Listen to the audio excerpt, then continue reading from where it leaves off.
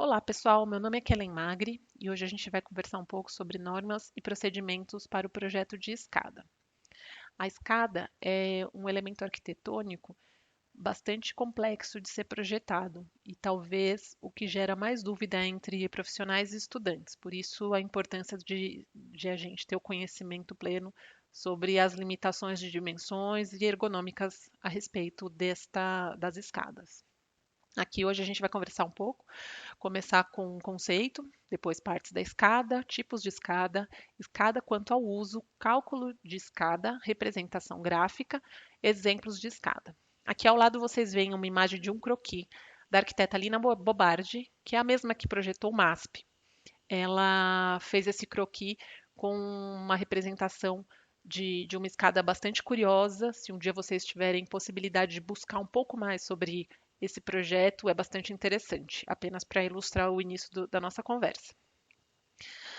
O conceito inicial que a gente entra aqui é que uma sequência de 3 ou mais degraus é considerada uma escada.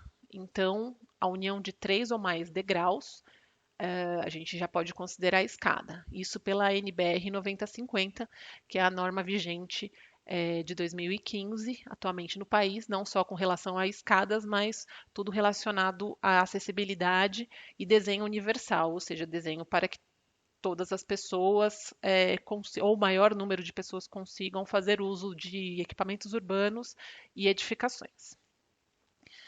Aqui eu gostaria de ilustrar com algumas questões que foram levantadas nesse livro bastante curiosas. Quem tiver interesse também pode ir atrás dessas questões, apenas como curiosidade. O Bill Bryson, que escreveu esse livro Em Casa, Uma Breve História da Vida Doméstica, ele coloca alguns questionamentos bastante pertinentes com relação a esse elemento. Então, começando lá, uma quantidade enorme de dinheiro e tempo é investida na prevenção e na investigação de incêndios, mas não se gasta quase nada na compreensão e na prevenção de quedas. Não que não se deva gastar com prevenção de incêndio, mas uma questão que deve se levar em consideração também e deve-se prestar bastante atenção é o projeto da escada. Ele fala que em 2002 foi levantado um número de 306 mil, mais de 306 mil britânicos que sofreu lesões por quedas em escadas graves o suficiente para recorrer a um atendimento médico. Então, é um número considerável de pessoas que sofrem lesões em escadas. Não é um número que a gente possa ignorar dentro desse nosso universo de acidentes, e são acidentes domésticos, e o que o projetista tem a ver com isso. Mais para a gente tentar interiorizar e pensar um pouco o que a gente pode fazer para reduzir esse número. Quando caímos, tendemos a atribuir a queda ao descuido ou à desatenção. Na verdade, o desenho da escada exerce influência direta na probabilidade de queda. Pouca luz, ausência de corrimão, degraus altos ou estreitos demais, muito altos ou baixos, dentre outras questões ali que ele aborda no capítulo específico de escadas. E ele ressalta 2 problemas: evitar circunstâncias que causem acidentes, ou seja, ele fala um pouco da luz, né, um ambiente bastante iluminado, e projetar escadas que minimizem as lesões em casos de acidentes. Aqui a gente fala um pouco sobre as partes da escada, o que compõe uma escada. O primeiro item é o piso, que é a parte horizontal de um degrau. O degrau ele é composto por piso e esse número 2 aí, que é o espelho, que é a parte vertical do degrau, perpendicular ao piso. Ou seja, o piso, a parte, obviamente, é onde a gente pisa, e o espelho é a parte vertical que compõe a altura de cada degrau. Aqui são alguns outros nomes um pouco mais técnicos, que é o bossel, que é essa saliência, o balanço do piso sobre o espelho. É uma saliência não muito indicada, porque pode ser geradora de acidentes. O banzo, que é essa peça ou viga lateral de uma escada. Eventualmente a gente tem uma peça lateral para suportar esses degraus. A gente tem o patamar, que também é um elemento importante dentro de uma escada, ele que delimita a mudança de direção ou descanso no meio de uma escada muito comprida. A gente vai ver que tem algumas limitações aí de altura. E lances, né, que são trechos da escada. Um lance é determinado pelo início até o começo de um patamar, né, do início até o começo de um outro patamar, ou um lance pode ser determinado também do início até uma mudança de direção, é, a gente pode também chamar de lance. O corrimão, que também é um outro elemento bastante importante, justamente pelo que a gente viu para evitar a prevenção para a gente evitar acidentes, né? Contribuir para a prevenção de acidentes. E o guarda-corpo, que é justamente são peças verticais ou não, mas que contribuem para evitar quedas entre o corrimão, né, e a escada. Aqui a gente tem diversos tipos de escada, algumas bastante utilizadas, outras nem tanto, porque nem sempre as normas e nem sempre o uso da escada permite alguns tipos dessas escadas que estão desenhadas aqui. Então, basicamente, a gente tem aqui essa daqui, que é uma escada em U, né, que ela tem dois lances, um patamar intermediário. A escada reta, que ela vence de uma vez só o desnível que a gente quer chegar. Essa é a grande função da escada, vencer um desnível dentro da edificação, entre dois patamares, entre dois andares. Então, essa é a grande função da escada e a gente tem que encaixar essa escada em algum local do nosso projeto, porque se a gente for levar em consideração que ela é uma sequência que tem uma limitação também de dimensão dos pisos, ela tem que ser também no nosso projeto colocada estrategicamente aí numa localização adequada. Tem a escada em L, ou seja, temos um lance de escadas, um patamar e uma mudança de sentido de subida. A gente tem escadas em U, né? Sempre a gente vai conversar um pouco sobre isso, mas o sentido de subida ele está determinado aqui pela bolinha, onde a gente inicia o sentido de subida. Aqui a escada em U, né? Uma mudança de um patamar e uma manutenção no sentido aqui de subida. Tem escada com patamar em leque, né, algumas variações de patamares em leque. Sobre os patamares em leque e até mesmo a escada helicoidal que gera subida nesse sentido, o que a gente pode conversar é que a gente nota que há uma irregularidade na dimensão do degrau. O degrau ele é triangular nessas escadas. Nem todas as subprefeituras, e com razão, admitem esse tipo de degrau, nem mesmo em residências, que é um uso privativo, muito menos em uso coletivo, que é um uso, por exemplo, de um restaurante, de uma agência bancária, justamente porque esse tipo de degrau, se vocês perceberem, há posições que não abrigam um pé corretamente, né? No canto ali, no bico desse degrau, não é possível caber um pé inteiro. Então, ela é geradora de muitos acidentes. Então, a gente tenta evitar esse tipo de situação aqui, principalmente para uso coletivo. Então, escadas helicoidais, semi-helicoidais, escadas em arco, a gente tem uma variedade muito grande e vai da imaginação, sempre atentando um pouco sobre essa questão aí de caber o pé confortavelmente aí para o uso, né? Aqui entrando um pouco em escada quanto ao uso, a gente tem o uso público, entendida como aquela administrada por um órgão, entidade de administração pública direta ou indireta por empresa geradora de serviço público ou destinada a uso em geral. Ou seja, como a gente pode convencionar uma escada pública, eu gosto de lembrar do metrô. O metrô ele é de uso público, né? Então de uso de muitas pessoas e é de uma administração pública. Então a gente tem algumas limitações de dimensões aí de acordo com essas categorias. Depois a gente vai ter o uso coletivo, aquela que é entendida como uma atividade não residencial, como eu havia citado, um restaurante, por exemplo, e o de uso privado, entendida como aquela destinada a uma habitação, classificada como multifamiliar aqui, né? Ele está falando da multifamiliar, mas a gente vai ver que a largura, inclusive, desse tipo de escada aí, até seria ideal a gente pensar uma habitação unifamiliar, tá?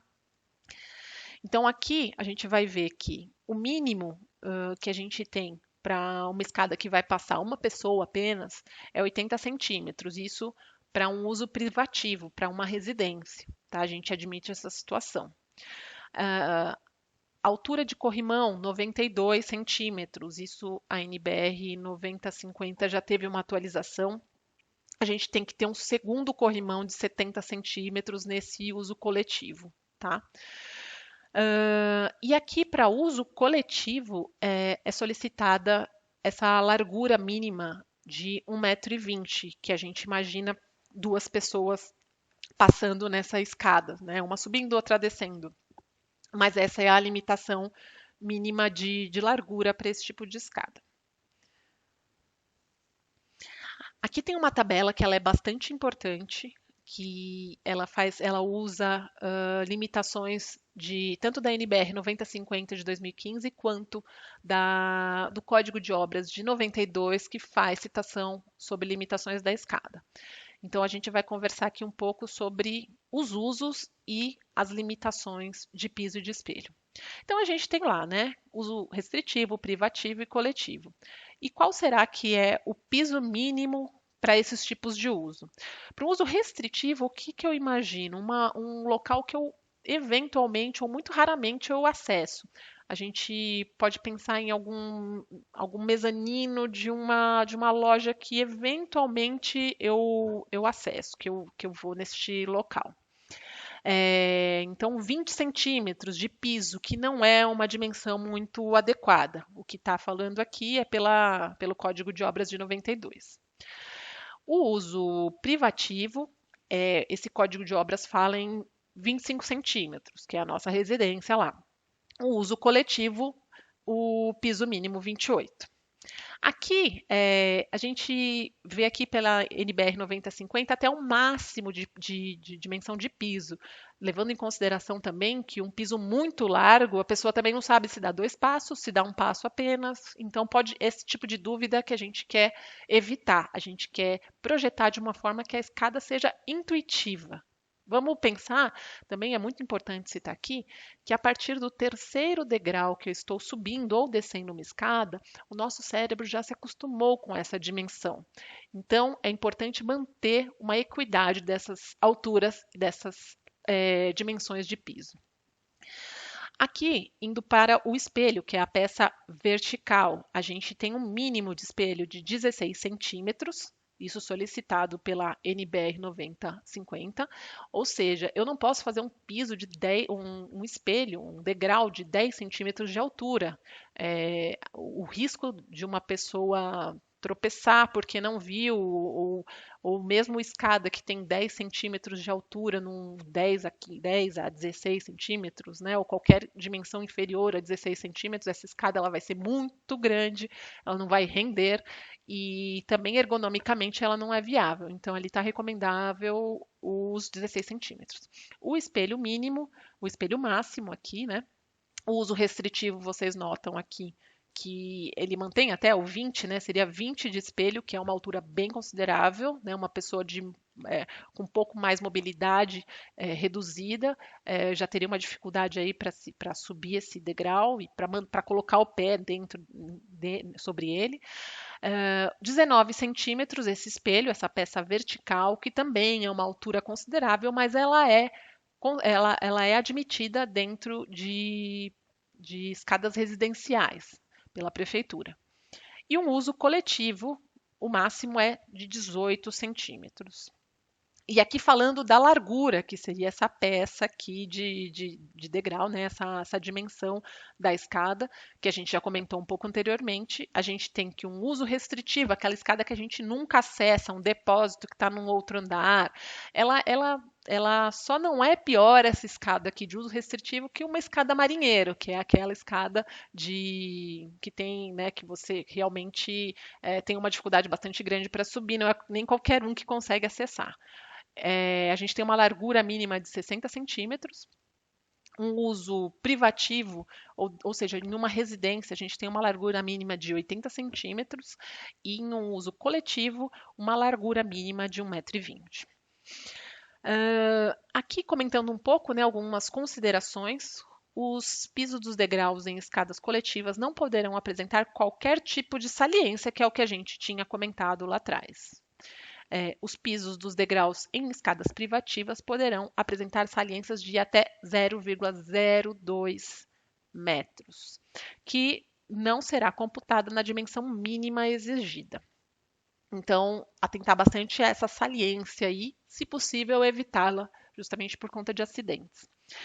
Aqui a gente vai conversar um pouco sobre a regra de Blondel. Ela é uma referência que é bastante usada, mas, assim, sempre levar em consideração que na hora de projetar, se você usar essa tabelinha aqui, que ela é baseada nessas proporções aqui, desse teórico francês do século XVII, então essas proporções aqui, além de elas seguirem a proporção do Blondel, elas ainda estão dentro da legislação brasileira aqui vigente. Então, a gente tem que 2, aqui P mais 2E, sendo P o plano horizontal, largura ou piso, mais 2 vezes o espelho, que é o plano vertical, altura ou espelho, devem ser iguais a 0,66 ou 0,64. Aqui a gente vai fazer uma simulação de como faz esse cálculo, tá? Então, vamos considerar aqui a altura do pé direito, a espessura de laje e escada de uso coletivo. O que a gente faz primeiro? Soma-se a altura do pé direito à espessura da laje. Claro, a gente quer saber, a gente quer colocar uma escada dentro de um local. Então, a gente quer saber a altura de piso a piso, não é de piso até forro, não é de piso até base de laje, é de piso a piso acabado mesmo. Tá? Então, se eu tiver um piso um pouco mais grosso, se eu for prever que além da laje ali eu vou ter um contrapiso de 5 centímetros, mais um piso um piso maior, assim, mais espesso, um assoalho, por exemplo, que tenha 2 centímetros, a gente tem que considerar tudo isso na nossa conta. Aqui para as nossas continhas aqui, para um exemplo, seria isso, né? Então, vamos considerar que o pé direito tem 2,70, a espessura da laje tem 15 centímetros. Então, altura desejável para o espelho aqui, nesse caso, que a gente está falando de uso coletivo, só voltando aqui, o uso coletivo, a gente está falando que o espelho máximo dele, a altura máxima, vai, né, entre 16 e 18, que a gente está com o desejável de 18 centímetros. Então, o que a gente faz? Soma o pé direito mais a espessura da laje mais qualquer outra contrapiso, qualquer outra espessura dimensão que a gente chegue de piso a piso. 2,85 dividido por 0,18, né? Então, sempre trabalhando aqui na unidade metro, né? 2,85 metros, que é essa somatória do 2,70 mais 0,15, dividido por 0,18, que é a nossa altura, segundo aquela tabelinha que a gente viu ali atrás, 0,18 a altura desejável para o nosso espelho.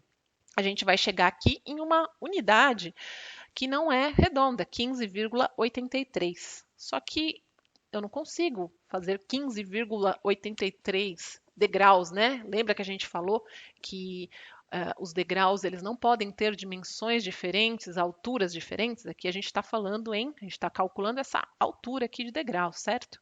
Então a gente chega aqui que 15,83. A gente vai arredondar isso para 16 espelhos. Então, nossa escada vai ter 16 espelhos. A altura correta dos espelhos divide-se. Então, a gente volta nessa continha. Chegamos nesse número, vamos voltar para esse aqui, que é a nossa altura total, e a gente vai chegar num número não redondo para essa dimensão aqui. Então, o 2,85 pela quantidade de degraus calculado anteriormente, que é de 16 degraus, a gente vai ter uma altura de cada degrau, de cada espelho de 0,178 metros de altura de espelho, né? 17,8 centímetros de espelho. Que aí sim, será que está dentro aqui do nosso intervalo entre 16 e 18 centímetros? Que seria 17,8 centímetros? Então, tá certo, tá dentro, né? Neste caso, nunca se arredonda o valor, porque a gente até vê que eventualmente a gente nota alguma escada que começa com algum degrau mais alto ou termina com algum degrau mais alto. Isso a gente tenta evitar, sempre levando em consideração que todos os degraus tenham a mesma dimensão, a mesma altura. As escadas devem ter, no mínimo, um patamar a cada 3,20 m de desnível e sempre que houver mudança de direção. Então, se eu tiver uma escada, né, uma situação aqui de pé direito, muito que ultrapasse aí, somando, né, a sua laje, ultrapasse os 3,20, eu tenho que considerar um patamar.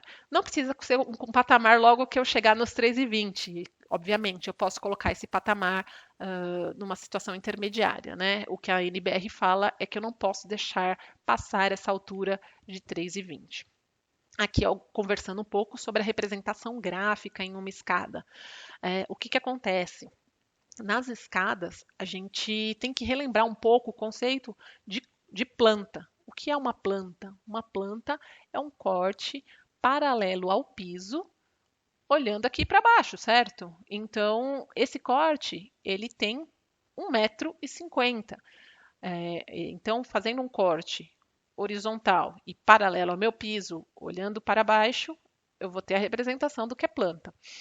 Tudo que está acima desta linha, ela é representada tracejado. Então, ela é uma projeção. Se eu estou olhando daqui para baixo, eu não estou enxergando o que está para cima, deste plano para baixo. Então, se eu fizer uma planta do pavimento térreo, eu vou ter uma situação parecida com essa aqui. Eu vou ter linhas cheias até o degrau aqui, né, o degrau 7, mais ou menos, até o 7º degrau, eu vou ter linhas cheias. A partir daí, eu vou ter uma linha de interrupção e vou continuar com o que é a projeção dos degraus acima dessa linha de corte da escada. Se eu tiver uma planta do pavimento superior, ou seja, 1,5 m a partir do piso superior, e olhar para baixo, o que vai acontecer com a minha planta? Eu vou ter todas as linhas cheias, porque eu não estou cortando em nenhum momento, como eu estava cortando no pavimento térreo, no meio da escada. Então, dessa forma, eu estou enxergando todos os meus degraus. Isso é bastante importante de notar, porque é uma representação gráfica aí que eventualmente passa nos projetos, mas que faz bastante diferença aí quando a gente está fazendo a leitura de uma planta. Tá? Então, é, pensando um pouco na escada, nos elementos de representação gráfica, aqui a gente tem um exemplo de um projeto executivo, de uma escada, o que a gente tem? Aqui tem uma listinha de itens que a gente tem que considerar. Então, a primeira coisa é identificar o sentido de subida da escada. É super importante isso, né, quando eu vou representar. Então, quer dizer o seguinte: por onde eu começo a subir essa escada?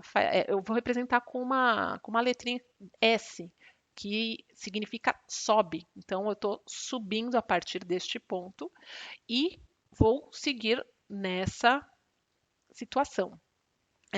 A seta ela vai representar o sentido de subida e, obviamente, o S, a gente sempre representa o S, nunca representamos a descida, apesar de eventualmente aparecerem alguns projetos, mas por convenção de norma, a gente sempre representa a subida.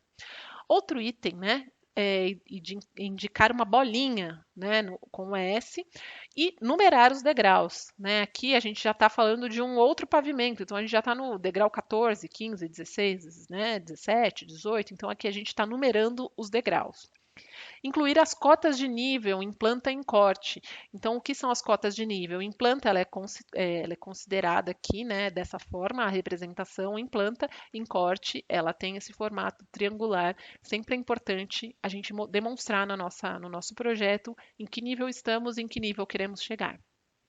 Cotar verticalmente, não cotar apenas na planta, né? Tá vendo que não falta informação aqui. A pessoa que está lá na obra, ela quer fazer uma leitura e quer observar as dimensões de uma forma intuitiva também. Então, quanto mais informações de cota a gente colocar, melhor.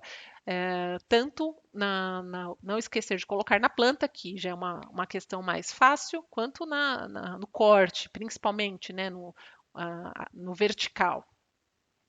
E as cotas gerais, que é o que já está considerando aqui. Aqui alguns exemplos, mais alguns exemplos de representação de escada reta com patamar intermediário, mais alguns exemplos aqui com uma escada em L, uma escada em U, sentido de subida, né? O S, a bolinha, a numeração. A numeração é interessante que vocês deixem até num cantinho aqui do desenho, né? Do cantinho do degrau. O corrimão também, né? O corrimão, a gente tem na NBR 9050 uma limitação também de largura desse corrimão, mas vocês podem considerar aí um afastamento de 4, 5 centímetros da parede e mais 4, 5 centímetros ali de espessura do corrimão, tá? Aqui, a fatídica escada helicoidal, como a gente falou, a gente tem que tomar bastante cuidado com ela, né? Ela não é aceita num uso coletivo. Imagina um monte de gente numa escada, principalmente de emergência, aqui descendo de uma escada dessa, né? Vai causar mais acidente. A gente não sabe se causa mais acidente a escada em si ou, enfim, né? O que está acontecendo ali de incêndio, né? Então a gente tem que tomar bastante cuidado. Esse tipo de escada aí ela é bastante escultórica, ela é bastante bonita, mas nem sempre a gente consegue utilizá-la, né? Claro que quanto maior a dimensão dela, a gente consegue degraus mais confortáveis. Aqui uma outra questão, né? Algumas questões também sobre as escadas. Se a gente tiver uma porta abrindo sobre um patamar, não deve ocupar uma área útil do patamar. Então a gente tem que deixar, né, sempre essa abertura da porta fora de um possível descanso desse patamar. Por isso que a gente sempre representa as portas também com a varredura de abertura dela, aquela área de abertura dessa porta. As escadas deverão ser dispostas de tal forma que assegurem a passagem com altura livre igual ou superior a 2 metros. Então, eventualmente, a gente não precisa terminar a laje que vem logo acima da escada exatamente aonde começa a escada no pavimento inferior.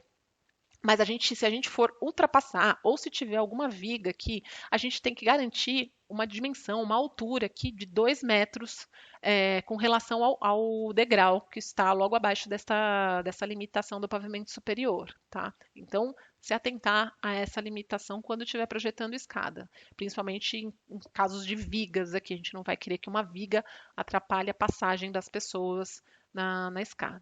E aqui alguns exemplos, né, uma ilustração aqui de alguns tipos de escada, modelos, materiais, vidro, escadas engastadas em parede, escadas em marcenaria, em mármore, com degraus que iniciam em dimensões diferentes, que fazem uso de um degrau que se transforma em um banco. Então, as ideias, e por ela ser um elemento muito escultórico e a gente pode tomar partido dessa forma, dessa contribuição escultórica dentro de uma residência, né, fazer uso desse partido numa residência, deixá-la aparente, né? Então, de repente, uma escada dessa aqui ou dessa aqui, para quem tem uma criança é muito perigoso, mas se uma pessoa que vive sozinha, né, uma residência, obviamente, a gente consegue fazer um projeto dessa maneira.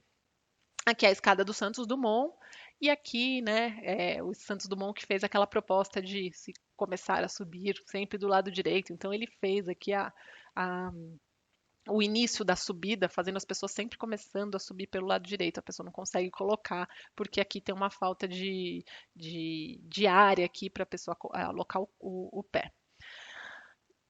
Aqui a gente costuma brincar que este projetista não estudou no Carlos de Campos, então erros que acontecem quando a gente não tem um projeto. E é isso que a gente gostaria de evitar com esse vídeo aqui, né, gente?